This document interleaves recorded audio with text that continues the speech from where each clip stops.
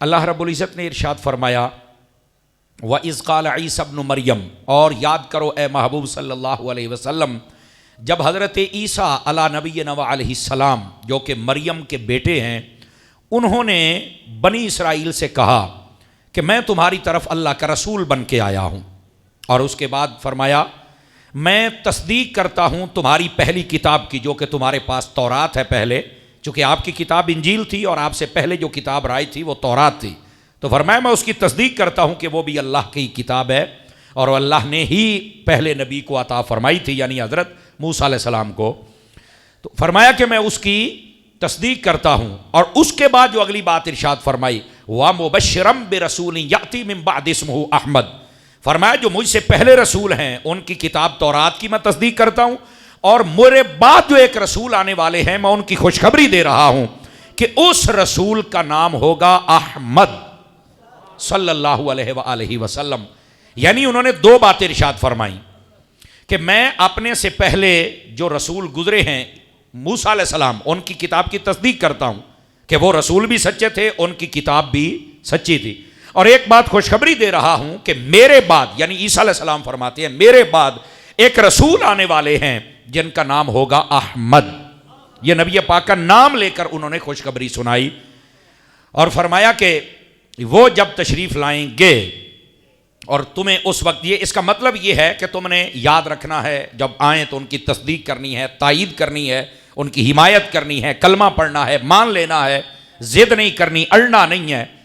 लेकिन कुरान क्या कहता है फलम्मा जाअहुम बिल बय्यिनात क़ालू हाज़ा सिहरुम मुबीन, जब उनके पास, यानी वो जितने लोग थे ईसाई कम्युनिटी के, ये ज़्यादा उनसे बात हो रही है क्योंकि ईसा अलैहिस्सलाम उन्हीं से बात कर रहे थे ना। वो वक्त गुजर गया जब आका करीम अलैहिस्सलाम तशरीफ़ लेके आए और वाज़े निशानियों के साथ आए, जो निशानियाँ उनकी किताबों में थीं जो ईसा अलैहिस्सलाम ने बताई, उन सब निशानियों के साथ जब हमारे महबूब पाक अलैहिस्सलाम तशरीफ़ लाए तो वो जितने हसद के मारे लोग थे ईसाइयों में से, वैसे तो यहूदियों में भी थे, काफरों में भी थे, मजूसियों में भी थे, तो फरमाया कालू हाज़ा सिहरुम मुबीन, उन सब ने कहा ये तो कोई खुला जादू है, हमें तो इसमें कोई नबूवत वाली चीज़ माज़अल्लाह अस्तग़फिरुल्लाह नज़र नहीं आ रही। जबकि हज़रत ईसा अलैहिस्सलाम पहले तारुफ करवा चुके हैं। हज़रत ईसा अला नबीना व अलैहिस्सलाम मेरे नबी से तकरीबन 600 साल पहले आपका ज़माना गुजर चुका था। बाद रिवायात में 636 साल का जिक्र भी है कि आप उससे पहले आए थे और फिर आप तशरीफ़ ले गए। इतना ज़माना जो खाली था इसको ज़माना फ़तरत कहते हैं। फ़तरत उस ज़माने को कहते हैं जो बिल्कुल खाली होता है, जिसमें बज़ाहिर कोई नबी नहीं होता और नबी की जो तालीमात होती हैं उनको भी मस्ख़ कर दिया जाता है, वो भी सही सूरत में मौजूद नहीं होती। तो इस ज़माने के अंदर अगर कोई बंदा सिर्फ अल्लाह को मान लेता है तो उसके जन्नती होने के लिए इतना ही काफ़ी है। यही हमारी दलील है नबी पाक के वालदैन के लिए और यही दलील है नबी पाक के दादा के लिए और उससे ऊपर वाले रिश्तों के लिए। उसकी वजह यह है कि ये सारे ज़माना फ़तरत में थे, इसमें कोई बज़ाहिर नबी भी नहीं था और उसकी शरीयत जो थी वो भी सलामत नहीं थी, उसमें सिर्फ अल्लाह को मान लेना काफ़ी था। तो हमारे पास ऐसे दलाइल मौजूद हैं कि नबी की वालदा हो या वालिद हो या दादा हो या परदादा हो, ये सारे रब को भी मानते थे और रब की तौहीद को भी मानते थे। उसकी सबसे बड़ी दलील ये है कि नबी पाक के वालिद हूं या वालदा हूं या दादा हूं या परदादा हूं या ऊपर वाले, ये जितने गुजरे हैं इनमें से कोई एक भी मुशरिक नहीं था, किसी एक ने कभी किसी बुत को सजदा नहीं किया और कभी भी कोई शिरक वाला ना कलाम किया ना काम किया। ये चीज़ें बताती हैं कि अल्लाह ने उनको बचाया हुआ था कि ये महबूब पाक अलैहिस्सलाम के आबा हैं, हमने इनको अपनी तौहीद पर कायम रखना है। ये एक दलील है। दूसरी दलील भी है हमारे पास और वो ये है नबी पाक सल्लल्लाहु अलैहि वसल्लम आपने इरशाद फरमाया मुझसे लेकर मेरे बाप आदम तक जितनी पुश्तों से मैं होके आया हूं, जितने आबाओ अजदाद मेरे हैं, फरमाया वो सारे के सारे मुसलमान थे। कोई एक भी कभी बुत परस्ती और शिर्क परस्ती में मुब्तला नहीं हुआ, बल्कि इसके अलावा जो रजील हरकात होती हैं उनके अंदर भी नबी पाक के आबा कभी मुलव्विस नहीं हुए। और उसके बाद फिर मेरे आका करीम ने फरमाया मेरी माँ आमिना से लेकर मेरी माँ हव्वा तक जितनी मेरी माएँ गुजरी हैं, फरमाया वो भी तैयब व ताहिर थी। यहां तक फरमाया कि जितनी सुल्ब से मैं होके गुजरा वो भी पाक थे, और जितने पेटों से मैं होके आया वो सारे पेट भी साफ और सुथरे थे। तो ये नबी पाक अलैहिस्सलाम की हदीस ने वादे कर दिया कि आका करीम अलैहिस्सलाम के जितने आबा और अजदाद हैं ये सारे के सारे तौहीद पर कायम थे और अल्लाह के मानने वाले थे। तो हजरत ईसा अलैहिस्सलाम का ये जो ज़माना है ये ज़माना है फ़तरत कहलाता है, ज़माना है फ़तरत। ये ईसा अलैहिस्सलाम जब पर्दा फरमा गए उसके बाद जो नबी पाक के दौरानिया था ये इस ज़माने को ज़माना है फ़तरत कहा जाता है। हज़रत ईसा अलैहिस्सलाम ने जब ये पैगामात सुनाए थे तो 10 बंदे थे जिन्होंने आपकी तस्दीक फरमाई थी, 10 बंदे। एक रिवायत में 33 साल आपकी उम्र थी और एक रिवायत 36 साल आपकी उम्र थी जब आपको आसमानों पर उठा लिया गया था। अक्सर नबियों ने 40 साल की उम्र में ऐलान नबूवत किया, अक्सर नबियों ने। उनमें से ईसा अलैहिस्सलाम है जिन्होंने 30 साल या इससे भी कम, बादों ने 26 का कौल भी किया है कि इस उम्र में आपने ऐलान किया। और बात कहते हैं कि सिर्फ ये उम्र नहीं, अगर हकीकत देखी जाए तो आपने तीसरे दिन बता दिया था जब आप अपने पंघूड़े में थे, काला इन्नी अब्दुल्ला आतानी अल किताब वजअलनी नबिय्या। आप चूंकि बगैर बाप के पैदा हुए तो आपकी वालदा के लोगों ने आके कहा कि तू तो बड़ी नेक खातून थी और हमने तो कभी तुझे किसी बुराई में मुब्तला नहीं देखा, तो ये बच्चा कहां से पैदा कर लिया, हालांकि तेरी शादी नहीं हुई। वलम यमससनी बशर, और वो भी कहा करती थी मुझे किसी ने बशर ने छुआ ही नहीं। उन्होंने कहा जब बशर ने छुआ नहीं है, तेरी शादी नहीं हुई है, तू नेक खातून भी है, तो ये तोहफा तेरे पास कहां से आ गया, ये बच्चा कहां से आ गया। तो उस वक्त फिर आप अल्लाह ने कहा, फरमाया कि जब तेरे बरादरी वाले, तेरे कबीले वाले लोग पूछे ना, फलन उकल्लिमल यौम इंसिया, तो उनसे कहना मैंने चुप कर रोजा रख लिया, मैंने नहीं बोलना। उन्होंने कहा ये तो कोई जवाब ना हुआ कि मैं चुप कर रोजा रख लिया है, तो फिर बोलेगा कौन। फरमाया उस वक्त अशारत इलई, फरमाया इशारा कर देना इस पंघूड़े वाले की जानिब, ये जो तेरा बेटा ना जो पंघूड़े में है ईसा अलैहिस्सलाम, इनकी जानिब इशारा कर देना, ये बोलेंगे। तो कहा कालू कैफ़ नुकल्लिमु मन कान फिल महद सबिय्या, वो सारी बरादरी, जब हजरत मरियम ने कहा ना कि मैंने चुप कर रोजा रखा हुआ है, उन्होंने कहा फिर हमें बताएगा कौन, हकीकत क्या है। आपने इशारा किया पंघूड़े वाला, तो वो सारे कहने लगे ये कैसे बोलेगा। फरमाया गाल तक करो। उन्होंने पूछा आप कौन है, तो आप बोल पड़े 3 दिन की उम्र अक़दस है। फरमाया काला इन्नी अब्दुल्लाह आतानी अल किताब वजअलनी नबिय्या वजअलनी मुबारका। फरमाया कि मैं अल्लाह का बंदा हूं, अल्लाह ने मुझे किताब दी है, हालांकि अभी दी नहीं थी, पता था, यकीनी इल्म था, इस वास्ते फरमाया देगा तो समझो दे दी है। ये यकीनी इल्म की वजह से फरमा दिया कि अल्लाह रब्बुल इज्जत ने मुझे किताब भी अता फरमाई है। और आगे क्या फरमाया, वजअलनी नबिय्या, मैं तो अल्लाह का नबी हूं, अल्लाह ने तो मुझे नबी बनाया है। और आगे क्या फरमाया, सिर्फ नबी नहीं हूं, सिर्फ मुझे किताब नहीं दी गई, फरमाया वजअलनी मुबारका, अल्लाह ने मुझे बड़ा बरकत वाला बनाया हुआ है। नबी होता ही बरकत वाला है। नबी जहां साहिब किताब है, जहां साहिब नबूवत है, वहीं पर वो साहिब बरकत भी है। और यही वजह है नबी कैसा साहिब बरकत होता है। नबी हमारे पाक आका करीम अलैहिस्सलाम जब मिराज पर तशरीफ लेके गए ना, सुबहानल्लज़ी असरा बिअब्दिही लैलन मिनल मस्जिदिल हराम इलल मस्जिदिल अक्सा अल्लज़ी बारकना हौलहू। फरमाया पाक है वो ज़ात जिसने अपने महबूब बंदे को एक रात में सैर करवाई मस्जिद हराम से मस्जिद अक्सा तक, और वो मस्जिद अक्सा जिसके इर्द गिर्द बरकत है। जिसके इर्द गिर्द क्या है आप बताएं, मस्जिद के अंदर बरकत होती है या बाहर होती है, बोलो ना, अंदर बरकत होती है ना। तो फरमाया मस्जिदों के अंदर तो है ही है, वो मस्जिद है जिसके बाहर भी बरकत है। फिर सवाल ये उठाया ये बाहर बरकत क्या है। बादों ने कहा वहां चश्मा था वो बरकत है, तो मैंने कहा चश्मे तो और जगह पे भी हैं, उनको बरकत क्यों नहीं कहा। बादों ने कहा दरख्त थे, तो मैंने कहा दरख्त मरी में बहुत हैं, तो फिर इनको बरकत क्यों नहीं कहा। बात यह नहीं है, जितने भी अहले सुन्नत के उलमा है सब ने इस बात को अलल इत्तिफाक लिखा। वो कहते हैं वो जो कहा ना मस्जिद के बाहर बरकत है, वो उस मस्जिद के बाहर नबियों के मजार थे जिनके बारे में रब ने फरमाया कि ये वो मस्जिद है जिसके बाहर भी अल्लाह ने बरकत रखी हुई है। नबियों के मजारात थे जिनको बरकत कहा गया, यानी नबी होता ही साहिब बरकत है, वो मजार में हो तब भी बरकत वाला है, मजार से बाहर हो तब भी बरकत वाला है। तो हजरत ईसा अलैहिस्सलाम ने फरमाया मैं बड़ी बरकत वाला हूं। तो हजरत ईसा अलैहिस्सलाम ने इसका जवाब इरशाद फरमाया, हज़रत सैयदना ईसा अला नबीना अलैहिस्सलाम आपने सारी अपनी मुबारक ज़िंदगी के अंदर कभी अपना घर नहीं बनाया, सैर व सियाहत फरमाई, ज़ुहद व तक़वे के साथ अपनी सारी ज़िंदगी को आपने बसर फरमाया। आपने सारी ज़िंदगी एक गांव के अंदर और फिर दूसरे गांव के अंदर, फिर तीसरे के अंदर, जैसे क़याम पजीर होना होता है, आप ऐसे नहीं हुए। आपने मुसलसल अपने सफ़र को जारी रखा था ईसा अलैहिस्सलाम ने। हालांकि चाहते तो सब कुछ कर सकते थे, चूंकि कमाल ये था मुर्दे को जिंदा कर लेते हैं, अंधा आ जाए तो आंखें दे देते हैं, अल्लाह के नबी हैं और अल्लाह शान अता करता है।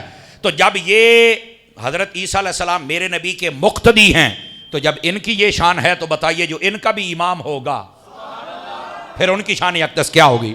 हैं ईसा अलैहिस्सलाम के बारे में कुरान मजीद में अल्लाह ने सब कुछ ये इरशाद फरमाया। बल्कि यहाँ तक ईसा अलैहिस्सलाम का ये भी कमाल था, गारे से परिंदा बनाते, उसके ऊपर फूंक मारते तो वो उड़ जाया करता था, वो उसी वक्त जिंदा हो जाया करता था। सुभान अल्लाह, इतना कमाल नबी में। मैंने कहा जितना भी है ना, ये नबी मेरे नबी के मुक्तदी हैं। तो फिर मुक्तदी अगर इतने कमाल वाला है तो इमाम की शान बयान करते हुए मसले क्यों होते हैं जाने मन। वहां पर भी नबी पाक की शान सुना करो और दिल खोल के सुना करो।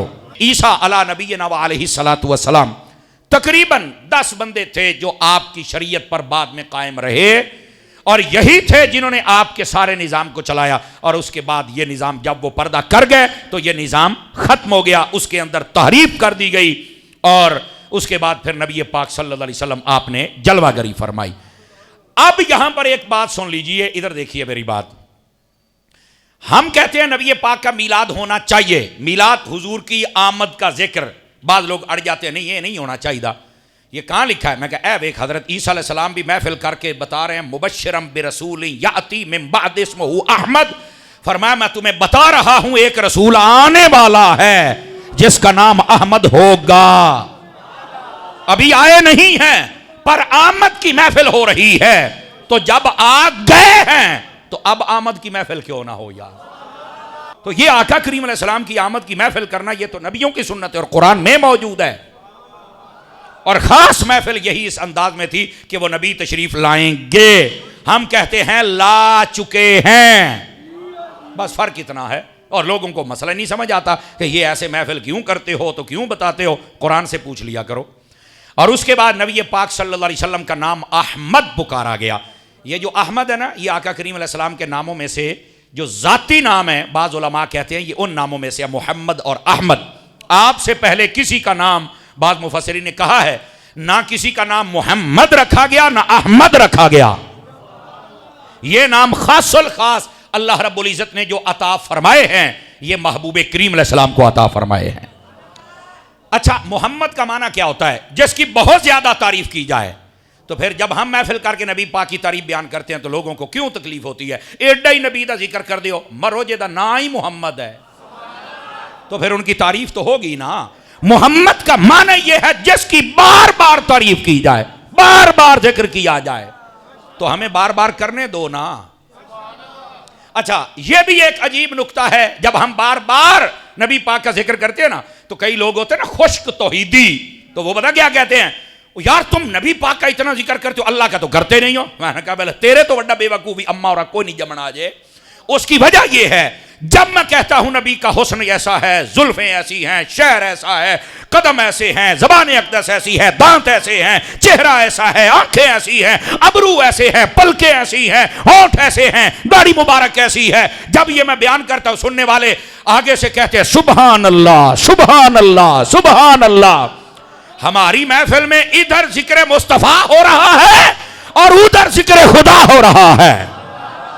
आप कैसे कह रहे हैं कि आपकी महफिल में अल्लाह का जिक्र नहीं होता? खुदा दा खौफ करो यार।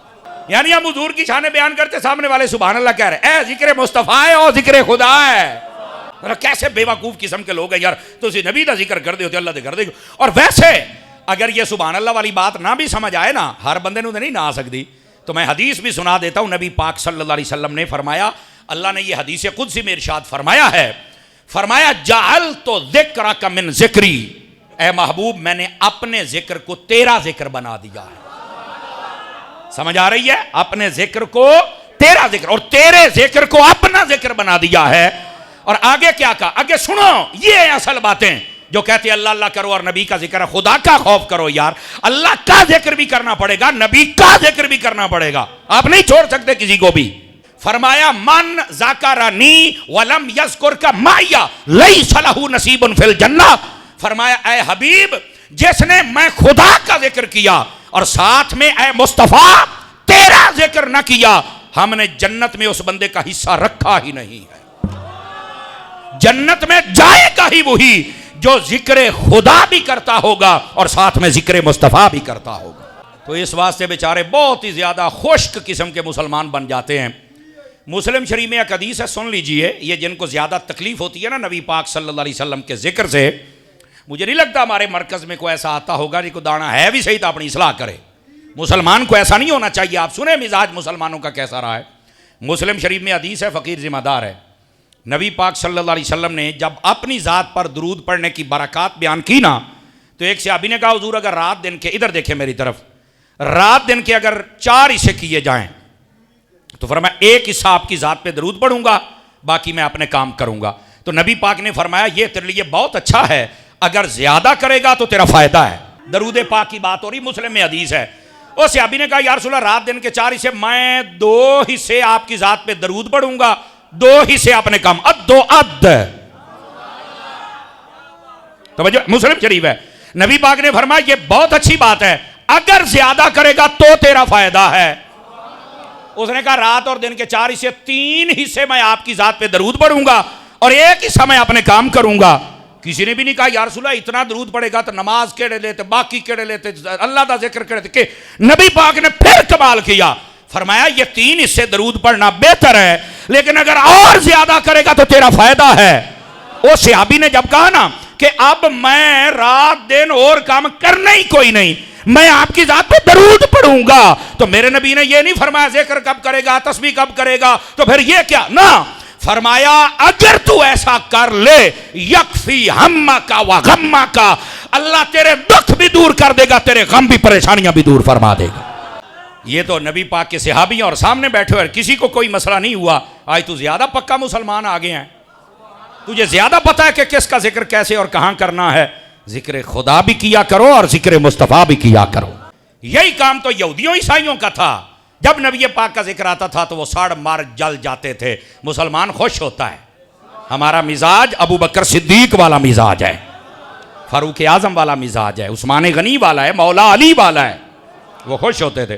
फलम्मा जाअहुम बिल बय्यिनात, फरमाया जब आए वो यानी नबी पाक सल्लल्लाहु अलैहि वसल्लम जाहिर निशानियों के साथ, मोजज़ात के साथ, बरक़ात के साथ, इनायात के साथ, कालू हादा सिहरुम मुबीन, उन्होंने कहा ये तो खुला जादू है, ये तो बिल्कुल नहीं हमें समझ आता। हालांकि ये था उनका हसद, जिस हसद में वो मारे गए। अल्लाह फरमाता है वमन अज़लमु मिम्मन इफ्तरा अलल्लाहिल काज़िब, फरमाया उससे बढ़कर कौन जालिम हो सकता है जो अल्लाह पर झूठ बांधता है। वहुवा युदआ इलल इस्लाम, हालांकि उस बंदे को अल्लाह की तरफ और इस्लाम की तरफ बुलाया जाता है, फिर भी वो झूठ बांधता है। फिर यह कि उसको हर चीज का पता है, फिर झूठ बांधता है। वल्लाहु ला यहदिल कौम अज़्ज़ालिमीन, फरमा अल्लाह जालिम कौम को कभी भी हिदायत अता नहीं करता। गिरामी कदर हज़रात, यहां सबसे बड़ा जालिम किसे कहा गया? जो नबी पाक सल्लल्लाहु अलैहि वसल्लम को नहीं पहचान सका, नहीं मान सका। नबी पाक अलैहि सलाम की जितनी भी तारीफात पहले की गई थी, उनको सुन समझ कर भी जिसने नहीं माना, उसको सबसे बड़ा जालिम कहा गया है। तो यहां पर आप जितने पढ़े लिखे हजरात बैठे हैं, फिर जो नबी पाक की तारीफ नहीं सुनता, उससे बड़ा जालिम कौन हो सकता है? अब बस औकात कहते हैं नहीं ये तो मौलवी साहब होते हैं तो फलाने होते हैं, मौलवी होवे, फलाना हो या ढिमकाना हो, मैं नुकी जानना। अल्लाह कुरान में कहता है सबसे बड़ा जालिम वो है जो अल्लाह पर झूठ बांधता है। कैसे? पीछे बात उतर रही है नबी पाक अलैहिस्सलाम की, यानी जो नबी पाक के कमालात, शान, मोजज़ात को ना माने वो झूठा है और वो जालिम है। और यही बात हम कर रहे हैं और आपको अर्ज कर रहे हैं। और उसके बाद क्या फरमाया? युरीदून लियुत्फिऊ नूरल्लाहि बिअफ़वाहिहिम वल्लाहु मुतिम्मु नूरिही वलौ करिहल काफिरून।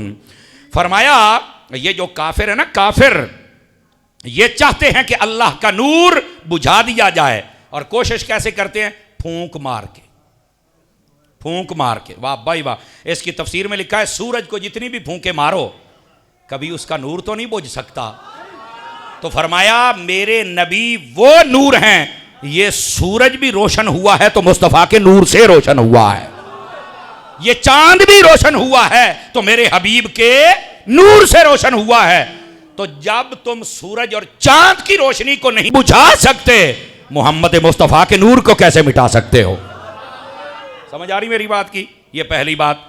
और यहां पर दूसरी तफसीर ये है, इस नूर से मुराद अल्लाह का दीन भी है। समझ आ रही है? एक नबी पाक की जात के हुजूर को हम खत्म कर देंगे, तभी तो कत्ल के मंसूबे बनाए गए, तभी तो नबी पाक अलैहिस्सलाम को हिजरत करने पर मजबूर किया गया, तभी तो नबी पाक के साथ 27 जंगें वो थी जिसमें बनफ्से नफीस मेरे नबी तशरीफ ले गए। 74 जंगें टोटल थी नबी पाक के ज़माना अक़दस में, 74 जंगें। समझ आ रही है?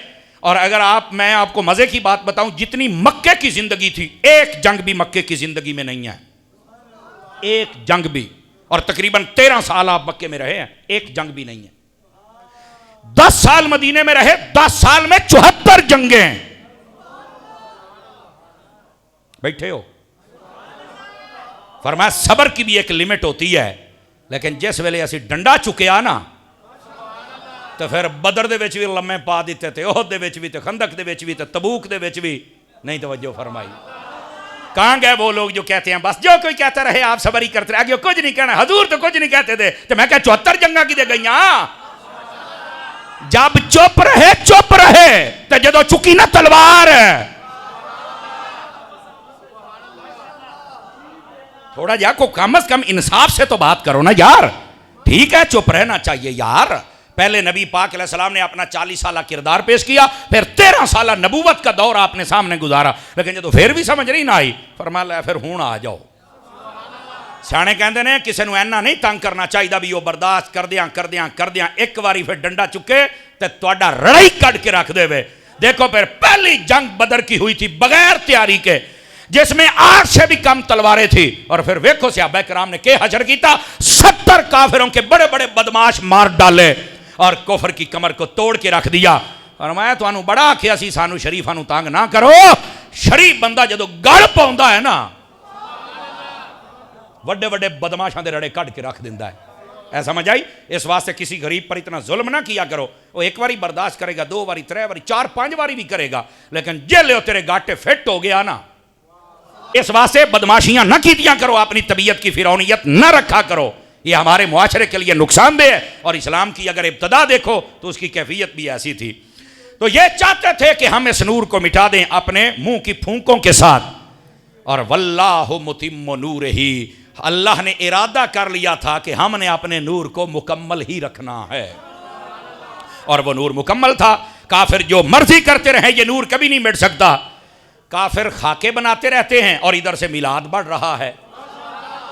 काफिर कुरान को आग लगाने की कोशिश करते हैं। हमारे यहां पूरा कुरान डे मनाया जाता है, और फिर इतने हाफिज, इतने कारी, इतने आलिम।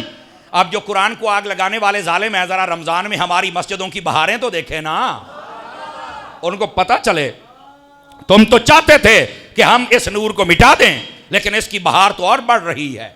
अजीज़ा ने गिरामी, ये कभी नहीं रोक सकता, लेकिन अल्लाह रब्बुल इज्जत फरमाता है, हुवल्लज़ी अरसला रसूलहू बिल हुदा व दीनिल हक़ लियुज़हिरहू अलद्दीन कुल्लिही वलौ करिहल मुशरिकून। फरमाया अल्लाह वो है जिसने अपने रसूल को भेजा हिदायत के साथ, दीन हक के साथ, और ये ऐसा दीन है जो पहले सारे दीनों पर गालिब आ जाएगा। आपको पता है हमारे दीन से पहले भी दीन थे। एक है नसरानियत का दीन। नसारा किसको कहते हैं? ईसाइयों को। नसारा किसको कहते हैं? एक था हमसे पहले ईसाइयों का दीन, दूसरा था दीन यहूदियत, हजरत मूसा अलैहिस्सलाम का दीन, ये 2 दीन। तीसरा था मजूसियत का दीन, आग की पूजा करने वाले, ये भी हमारे दीन से पुराना दीन है, याद रखो। इसको भी दीन ही कहते हैं, मजहब के तौर पे मशहूर था। और चौथे नंबर पर था शिर्क, ये बुत परस्ती, ये भी बहुत पुराना मजहब है, याद रखें। ये ईसाइयत और यहूदियत से भी पुराना मजहब है ये शिर्क का।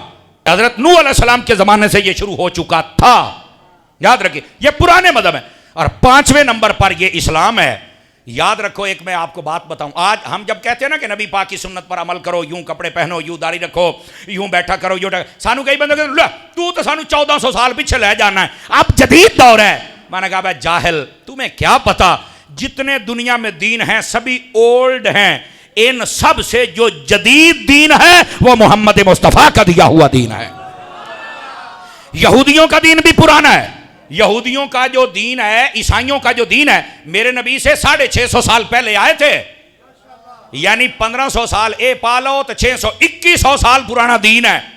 ओल्ड ओए जदीद साडा है, हमारा दीन बाद में आया है।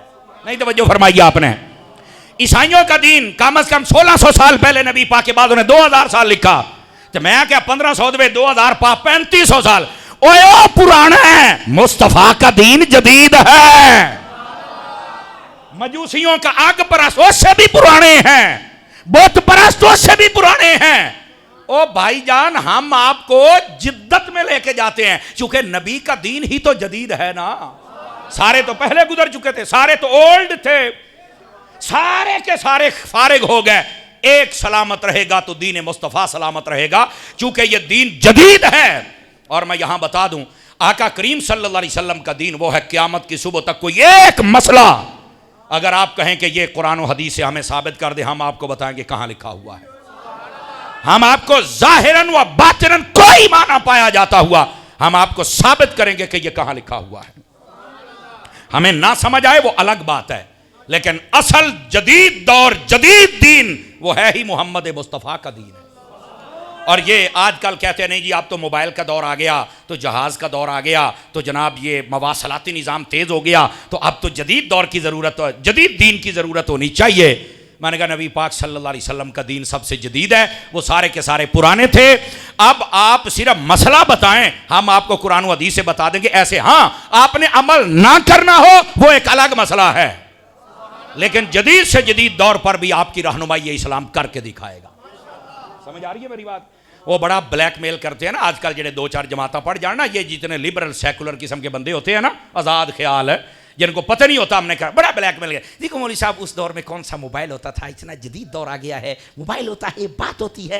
अच्छा, मैं बल्ले बल्ले बल्ले, मैं कहा जे तेन थोड़ी अकल होवे तो मैं तेना गल कर सकना कि करो।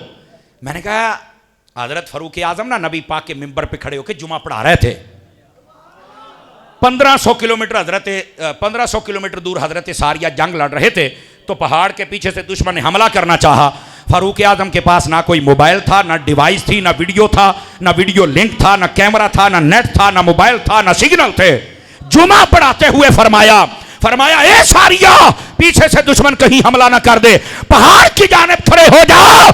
उन्होंने आवाज भी सुन ली, मंजर भी देख लिया, मदद भी कर दी। मैंने कहा तेरा मोबाइल मोहताज है, फारूक आजम की निगाह मोहताज नहीं थी। कहां गई तेरी डिवाइसें? तेरा तो एक बार नेट बंद हो जावे और निक्का जा धरना शुरू होता तो नाल ही हर शब्द बंद, सारे परेशान हो जाते हो। हैं? ऐसा ही है ना जी। असल नेटवर्क है ही रूहानी नेटवर्क। तो देखे बंदा कहां खड़ा है और बात कहां कर रहा है, सबको मालूम है।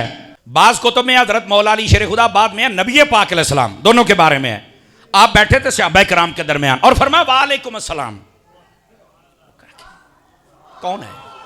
किसको सलाम का जवाब दिया है? तवज्जो है, कौन है ये? किसको सलाम का? हजूर है, अकेनू सलाम का जवाब देता है। फरमाया वो अली का भाई है ना जाफर तैयार, वो जन्नत में उड़ता रहता है, तो आज जै तू लग्या जांदा सी उन्हें मैनू सलाम आख्या ते मैं उहदे सलाम का जवाब बता फरमाया है। ले तू ले अपने मोबाइल ले आ, कर ला साडा मुकाबला। अल्लाह के बंदो कहां बैठे हुए आप हजरात, समझ रहे मेरी बात? तो ये ब्लैकमेलिंग छोड़ो कि मोबाइल आ गया, डिवाइस आ गई, तो वीडियो कैमरा आ गया। मैंने कहा जो रूहानियत की दुनिया है, गौस पाक फरमाते हैं मेरा मुरीद मशरक में हो मैं मगरब में हूं, और मैनू साध मारे तो सही मुड़ साड़ियां पढ़ियां। ये रूहानी दुनिया होती है अल्लाह के बंदो, कहां बैठे हुए आप लोग? और फिर और जी जहाज आ गए। मैंने कहा जहाज तो आ गए हैं तुम्हारे पास, बुराक भी आ गए हैं। बुराक तो नहीं है ना, याद करो यार, केड़े कमी पै गए हो। इस वास्ते जदीद दौर, असल जिद्दत हुजूर के दौर में थी। अब तो ये उन जिद्दतों से हम फायदा उठा रहे हैं। अंग्रेज जितना कुछ बना रहा है वो इसी कुरान से अखज करके बना रहा है।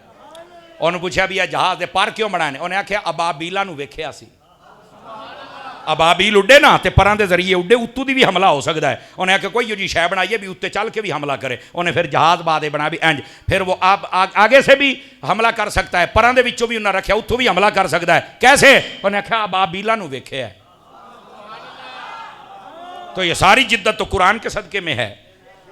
अब ये जो दरवाज़ा, बाज़ बड़े शॉपिंग मॉल्स में आप चले जाएं, एयरपोर्ट्स पर चले जाएं, बैरून मुल्क आप चले जाएं, तो बसा औकात ऐसे दरवाजे होते हैं, बंदा करीब जाए ना, सेंसराइज दरवाजे, वो दरवाज़ा खुद ब खुद ओपन हो जाता है, खुद ब खुद खुल जाता है। 2009 में पहली मरतबा में उम्रे पर गया, साना एक बाबा सी बुआ खुले तो डर के नास पे क्या अबू इन कुछ साया है, कुछ जिन आप पे खोल गया नहीं तो जो रात ने हमारी कौम को पता नहीं ना होता है, साया तो जिन भी बड़ी जल्दी हो जाते हैं, कहता बड़े इतने कोई जिन भूत रहा मैं नेड़े होना तो आप पे खोल जाता बुआ। समझ आ रही है? ये हमारी कौम का हाल है, पता नहीं है ना। ये होते हैं सेंसराइज दरवाजे, ये भी कुरान से निकले हैं। और जिस बंदे से पूछा कि तूने ये कहां से अखज किया कि जनाब बंदा करीब जाए दरवाजा खुल जाए, उन्हें कहा तो 12वें सुपारे वाक़या जुलेखा ने जब हजरत यूसुफ को 10 कमरों या 12 या 15 पता नहीं कितने कमरे थे उनमें बंद करके कुंडे लगाए ना, और फिर कहा कि मेरी तरफ तवज्जो कर, चूंकि आप नबी थे, कहा नबूवत की चादर कभी दागदार ना होने दूंगा। आप जब पीछे भागे, फरमाया कुंडे को हाथ लगाते ही नहीं थे, कुंडा खुद ब खुद खुल जाया करता था, दरवाजा खुल जाया करता था। तो वो कहता है हमने तुम्हारे कुरान से निकाला है कि कोई दरवाजा ऐसा होना चाहिए जिन्हों खोलना ना पवे, बंदे नु वेख के आपे ही खोल जावे। ये सब कुछ तुम्हारे कुरान से निकला हुआ है। फरमाया है महबूब हमने आपको वो दीन दिया है जो हिदायत वाला भी है, और वो दीन है जो हक भी है, और ये वो दीन है जो तमाम अदियान पर गालिब रहेगा। और मैंने आपको ये आखिरी जो गुफ्तगू की है ये बताया है कि आका करीम अलैहिस्सलाम का दीन ये सबसे जदीद दीन है। जो बाकी हैं वो सारे ओल्ड हैं, वो गुजर गए, वो बड़े पुराने हैं, कोई 2000 साल, कोई 3000 साल, को 5000 साल। मेरे महबूब के दीन को तो अभी सिर्फ 1450 साल गुजरे हैं। बाबा जी कह रहे हैं वो जितने दीन हैं वो ओल्ड हैं, और हुजूर का दीन ये गोल्ड है। बहुत प्यारा जुमला दिया बाबा जी, अल्लाह आपको बरकत अता फरमाए। उसकी वजह यही तो गोल्ड है जिसके अंदर ना तब्दीली है ना चेंजिंग है, उनके अंदर तो तारीफ हो गई। तो कोई एक लाइन करके विखावे ना कुरान दे विच, कुरान ने 5 मरतबा चैलेंज किया है कुरान में, कोई इस कुरान को बदल के दिखा दे, कोई नहीं बदल सकता। मुसलमानों यही तुम्हारे सच्चे होने की भी दलील है, यही मोहम्मद मुस्तफ़ा के सच्चे होने की भी दलील है, और यही खुदा के वहदहू ला शरीक होने की भी दलील है कि उसने चैलेंज किया, कोई माइकलाल चैलेंज तोड़ नहीं सकता है, नहीं तोड़ सका, चल तोड़ के दिखाओ। अजीज़ाने गिरामी, इस वास्ते फरमाया कि मुशरिक उनको जितनी मर्जी तकलीफ होती रहे, ये जो दीन है ये हमेशा गालिब रहेगा। आज देखो ये दीन गालिब है, लेकिन हम सबको अपने अपने करतूतों पर गौर करना चाहिए। रमज़ान शरीफ आ रहा है, इस रमज़ान शरीफ की बरक़ात को भी समेटिए। जब रमज़ान शरीफ तशरीफ़ लाता था नबी पाक अलैहिस्सलाम, ये जो शाबान का महीना उसके आखिर में सहाबा कराम को जमा फरमा के खिताब फरमाया करते थे। मेरे आका करीम फरमाते लोगों, एक बरकत वाला महीना आ रहा है जिसमें एक रात है जिसमें इबादत की जाए 1000 महीनों से बढ़ के अल्लाह सवाब अता फरमाता है। फरमाया ये वो महीना जिसमें मोमिन के रिज़्क़ को बढ़ा दिया जाता है, ये भलाई का महीना है, हमदर्दी का महीना है, गमखारी का महीना है, इबादत का महीना है। और मेरे आका करीम सल्लल्लाहु अलैहि वसल्लम आप फरमाया करते थे ये वो महीना है जिसमें बंदा अगर रोजा रखे तो अल्लाह ताला उसे बहुत ज्यादा सवाब देता है। फिर हदीसों में बताया कितना सवाब, फरमाया वो खंदक बन जाएगी, वो रोजा कभी जहन्नम में बंदे को नहीं जाने देगा। दूसरी बात फरमाया जो एक रोजा रखता है अल्लाह उसको इतना सवाब देता है कि वो जहन्नम से इतना दूर हो जाता है जितना पहले दिन कौवा वो पैदा हुआ और उड़ना शुरू किया और मरने वाले दिन तक उड़ता रहे, जितना वो सफर कर जाएगा अल्लाह उसको उतना जहन्नम से दूर फरमा देता है। कव्वे की मिसाल इसलिए दी है कि कव्वा लंबी उम्र पाने वाला जानवर है, तेज जानवर है, तो फरमाया इस वास्ते ये बड़ा लंबा सफर कर जाता है, अल्लाह ताला उसको उतना दूर जहन्नम से कर देता है। फिर महबूब पाक सल्लल्लाहु अलैहि वसल्लम आप फरमाते हैं जो रोजा रखे अल्लाह उसको सवाब देता है, जो रात को क़याम करे अल्लाह उसको सवाब देता है, बल्कि फरमाया जो इस महीने में नफल पढ़े अल्लाह फर्ज के बराबर सवाब देता है, और जो फर्ज पढ़ता है अल्लाह रब्बुल इज्जत उसे 70 फराइज पढ़ने के बराबर सवाब अता फरमा देता है। ये वो बरकत वाला और मुबारक महीना है। फरमाया ये वो मुबारक महीना है जिसमें रोजा रखने वाले को सवाब तो है ही है, अगर कोई रोजा अफ्तार करवाए तो अल्लाह उसे भी सवाब अता करता है उतना जितना रोजा रखने वाले को है। एक बंदे ने कहा या रसूल अल्लाह हम तो पेट भर के किसी को अफ्तारी नहीं करवा सकते। फरमाया जो बंदा एक घूंट पानी या एक खजूर या फिर नमक से रोजा खुलवा ये उसके लिए सवाब है, अगर पेट भर के खिलाएगा तो क़यामत वाले दिन मैं मोहम्मद मुस्तफ़ा के हौज़े कौसर से सैराब हो जाएगा, फिर कभी प्यास ही नहीं लगेगी। ये नबी पाक सल्लल्लाहु अलैहि वसल्लम आपने इरशाद फरमाया इस रोज़े के बारे में। अज़ीज़ान गिरामी, इस वास्ते इस रमज़ान शरीफ की बरक़ात को ज़रूर समेटिए और ज़रूर हासिल कीजिए। रमज़ान शरीफ में ज़्यादा से ज़्यादा इबादत करें। 30 रोज़े हो जाएं तो रोज़ाना का एक पारा भी पढ़ा करें, खैर भी हो जाएगी, बरकत भी हो जाएगी। और देखें मेरे भाई, ये रमज़ान का महीना अगर देखा जाए ना तो ये एक नेकियों का सीज़न भी है, ये हमारे अंदर तकवा पैदा करने के लिए एक मश्क भी है, हमारा कुरान के साथ ताल्लुक़ पैदा करने के लिए ये एक बेहतरीन हमारा समझो कि पीरियड होता है कि हम अपना ताल्लुक़ कुरान के साथ जोड़ें। और फिर उसके साथ साथ खैरात के लिए, अपने माल को अल्लाह की राह में देने के लिए हमें एक अच्छा महीना होता है कि इसमें सवाब ज़्यादा होता है, लोग इसमें देते हैं। इबादत हम देखें, तहज्जुद के वक्त हमें उठ के रोटी खानी पड़ती है, बस औकात बंदा सुस्ती का मारा हुआ होता है लेकिन उठना पड़ता है, लेकिन उसमें भी एक लुत्फ होता है। और फिर सारा दिन भूख प्यास बर्दाश्त करता है, लेकिन वो भूख प्यास अगर अल्लाह की रज़ा के लिए हो तो मज़ा हो। यानी सारा दिन सिर्फ भूखा प्यासा ही नहीं रहना, अपनी आंख का रोज़ा भी रखना है, ज़बान का भी, कान का भी, हाथ का भी, कदम का भी, दिल का भी। ये नहीं कि सवेरे सहरी और शामी अफ्तारी ते सारा दिन झूठ भी है, ते कारोबार भी दब्बी खलोता है, हर चीज़ को महंगाई कर दी। ये एक अलमिया है। काफिरों के त्यौहार आएँ तो वो हर चीज़ के रेट लो कर देते हैं, मुसलमानों के आएँ तो ये हर चीज़ के हाई कर देते हैं, और फिर कहते हैं हमें मुसलमान कहो। थोड़ा हमें शर्म करनी चाहिए, और जिससे हो सके हुजूर की उम्मत पर थोड़ी आसानी फरमाएं, मेहरबानी फरमाएं, और ये जितना हो सके अपने अंदर ये कैफियत जो तज़किया क़ल्ब और तज़किया नफ्स वाली हैं वो पैदा करें। और उसके बाद रात की इबादत भी करें। बड़े बड़े कीड़े मकोड़े निकल के आ जाएंगे, तराबियाँ नहीं पढ़नी चाहिए, तराबियाँ तो शाही कोई नहीं।